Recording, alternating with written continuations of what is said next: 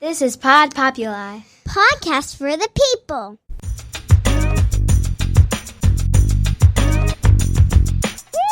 The Great Love Debate. It's the Great Love Debate. The Great Love Debate. It's the Great Love Debate. Very excited about this one. Am I excited about this one? I'm very excited about this one. Hi again, everyone. Welcome to The Great Love Debate, the world's #1 dating and relationship podcast since 2015. And we love to celebrate things around here. And we do a really good job of making all the round numbers for our live tour shows into really big deals. Our 50th and our 100th and our 250 and 300 and 400 were all big extravaganzas. We like to blow those out, and we like to draw attention to ourselves. But we haven't done nearly as good a job when it comes to marking those milestones for this actual podcast. I think we celebrated episode 100 in a big way, and maybe it wasn't even such a big way because I don't remember what it was, but I think I remember us doing that. But that's about it. So it was brought to my attention that this episode, the one I am recording right now for you people, is the 300th episode of the Great Love Debate podcast. Actually, I think it's probably around 341, but 40 or so of our shows from our old days on Corolla Digital were lost to the interwebs somehow, so maybe you have them. But officially, according to the latest Apple and Spotify and iHeart and Audible tallies, this one is number 300, and 300 shows on love, dating, and relationship takes slicing that apple a lot of different ways, and sometimes those slices might taste a bit familiar, and sometimes they aren't quite right, but usually they are fresh and juicy, and we are happy to serve it up to you red or green or however you like them every week, even baked in a nice fresh pie. So to commemorate this occasion, you might hear her giggling, to look back a bit at where we've been and what we've learned and where we're going. I wanted to bring back the person who is more responsible than anyone else for this show's existence and success, including me. She has not been on in quite a while because she has been hard at work in reality TV land, and we haven't been in the same city. I haven't seen her in the same city in a long time, but here we are, and here she is, by popular demand, the two-time Emmy Award-winning Keiko. Hey. Welcome back, Keiko. Thank you. That was such a nice introduction. Well, we're just getting started. I've here. missed you too. Thank All right. you. So now, generally, people advise to never look backward, and we sometimes advise to never look backward. But I also say that depends on the view. And we've had an amazing view of the big picture love and relationship landscape from this perch for about 6 years now, and we've recorded this podcast in a lot of really amazing places. We recorded most of them here at our studios in Beverly Hills or Santa Monica, but we've also recorded shows. We did one in Bemelman's Bar in Carnegie Hotel in New York City. We've recorded them at the world-famous Hollywood Improv. We did a show on the banks of the Mediterranean in Tel Aviv. We did one at a Starbucks in Shanghai. We did one at a shopping mall in Bangkok, and at Mall of America I did one here in the USA. I did one at a cafe in Melbourne, Australia, and we've done them in food courts and casinos and hotel rooms and roadside diners and just about every other place and incarnation you can think of. So while I have the two-time Emmy Award-winning Keiko in here, I wanted to talk about what we have learned, if anything. Not just the places, but the people and the trends and the lessons and all the rest of the stuff that we have seen and covered and learned on this podcast. Is that a good exercise I to think lure so. you back in? Sounds great. Is there one thing off the top of your head that you were like, oh, that was a big deal over the last 6 or 7 years in the love world? Is there anything that comes to your top of your head like, oh my God, that was a big development? Yeah, for me, the biggest development was the whole thing about Me Too. I love the guys, and I always think they have such a hard time with even asking a girl on a date. And oh my gosh, Yeah, and then the bad guys create a bad reputation for all the guys, and that made it even harder. Well, so that's good. the first thing that comes to You mind. nailed it. Well, let's start there. Let's start with the 5 biggest developments in the love landscape over the last 300 shows.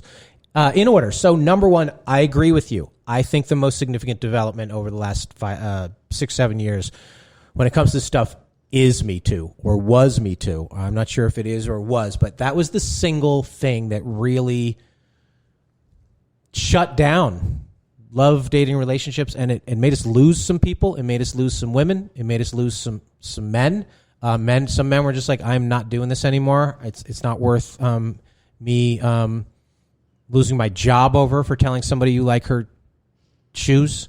It's not worth me understanding. And a lot of women were like, damn the men. I was right. They all suck. Terrible. I think Me Too really was the most significant development. And you can, obviously everybody needs to be heard. And obviously there's some huge benefit in having those conversations.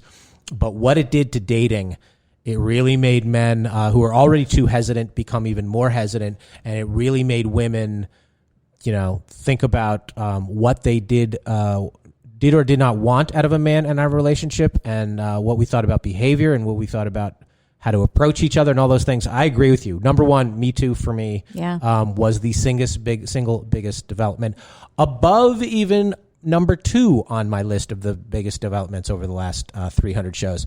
And that is the dating apps. So we started this podcast. We started the live show the same year as Tinder really got prominent, and we started this podcast a couple years after the live show when Bumble started to pick up. So we've sort of come along with dating apps. So there were always dating apps before we got here, but in terms of them being the most pronounced way, or the number one way that people tended to communicate and meet, is dating apps. Mm-hmm. So I don't think dating apps has necessarily, it has changed the mechanism, it has changed the approach, it has changed the how. Eventually, though, once you get through the dating apps, it falls back into the old, you still have to meet up with each other, you still have to communicate and do that. So the dating apps are a means to an end. And, our motto from back in the day was what, Keiko? Our motto? On the apps. Oh, get your head out of your apps. Right. And so that's catchy and clever, and I think you even came up with that. Yes. Yes, although I did. that seems like something I would come up with, but I think you came up with that. No, it wasn't you this time. This time. But we've backed off that a little bit because we think the apps do have a place if you can sprinkle them into your offline techniques. But dating apps, we can't just pretend like, they haven't changed things or affected things. We do a lot of we spend a lot of time on them on this show. We spend a lot of time diving into them on our live shows. They matter. They're a real thing. They're in our number two development. The number three development is Da, da, da, da. Donald J. Trump. Oh my God. The effect, and I'm putting Trump ahead of our number four development, which you probably guessed in a second. The effect that Trump, how you felt about him or how your potential date felt about him, was such a big matzo ball in the soup of love that was cooked up. It really caused relationships either not to happen or dates go in the wrong direction because a conversation about him happened. It was such a dominant presence. He was the third person at the table on so many dates over so long, or maybe a 5-year period, and maybe even to this day. How you feel about every encounter was sort of a referendum on how you felt about him and how you dealt with him. That he was it's terrible that Trump was involved in our dating world. That sounds awful. If we told people 7 years ago, like, you're going to go on a date and one of the personalities on your date will be Donald Trump, I mean, you would have been like, what are you talking about? Why are we doing that? But we can't dismiss it. Like, it was a real thing. How people felt about him, the mood that it put people in, it really did trickle down to the dating culture. And I think that's the third biggest development of the last 6-7 years. Yeah, I think so too. I mean, people actually wanted to know that ahead of time, which was weird. It wasn't a conversation topic like how do you get along with your mother? Do we feel about Trump? Agree on this topic or not? No, it was. I know we brought politics into dating way faster than we should have, and that's a Trump thing. The number 4 development, obviously or not so obviously, is COVID. Now, the fact that I put Me Too and dating apps and Donald Trump ahead of COVID, but COVID did shut down a huge portion of the dating world. Well, it started Zoom dating, right? I don't know if it started Zoom dating. It made us rethink how we communicate. It made us rethink how important it is to share time with another person. It made us rethink how clean everybody is, how germy we all are. It made us Wash your hands. It got us out of our routines. It got us out of the office. It really shook things up, and I think we're still, dealing with the after effects of that. But it was a huge deal, obviously, in a lot of different ways. But COVID had a huge impact on dating. It did. There's no, are you vaxxed should not be an opening line for dating, but it probably is on some of the aforementioned dating apps. And the fifth one that I brought up here, of the biggest developments since we started doing this podcast, are what I call alternative entertainment. So Netflix, video games, on-demand porn, social media, all of it has given people way too much stimulation, good or bad, without having to actually interact with other people. So I think people will be like, oh, instead of going out on that date Friday night, maybe I'll just either stay home and order up whatever movie I want, or I will fiddle around on Instagram for 6 hours, or play with my video games or whatever. It's given people too much, and it affects children too, how children play with each other. They're all on their devices now. Yeah. So it's all screwed up. I think, what I call alternative entertainment really has had a huge effect on the dating world. Yeah. So those are our 5 for that. I got a few categories here we're going to look back. We're reminiscing here, Keiko. Okay, good. Well, that was really good. 5 favorite guests that we have had on this. Is there one that comes to your mind, your favorite of your 5 favorite guests that we've ever had on here? Is there one that you're going to throw out here? Something? I think that one of my favorite guests, the one that let me just say the one that popped into my mind first was Jillian Michaels. Oh. Yeah.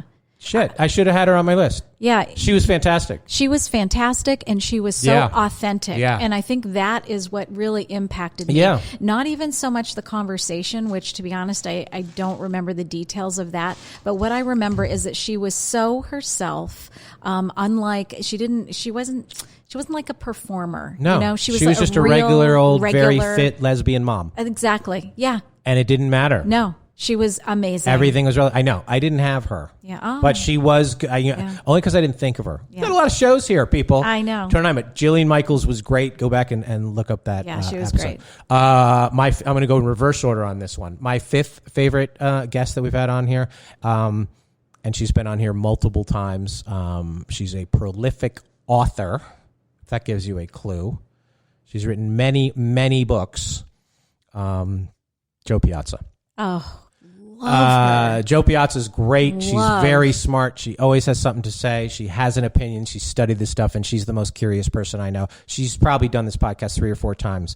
If you Google Great Love Debate and Jo Piazza, she will come up, and those are all worthwhile episodes to go back and listen to. Oh my gosh, we have to have her on again. Yeah, she's so smart 4. And amazing. Has been on here a couple times. I always tell her that she's my favorite guest, but apparently she's only 4th, so maybe I was not being honest with her. She just got married, though, so maybe we should have her back and do that. Yeah. The professional bridesmaid herself, Jen Glantz. Love. She's amazing.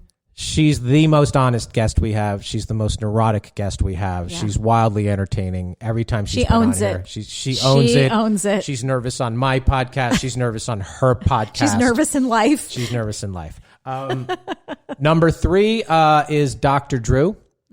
Yeah.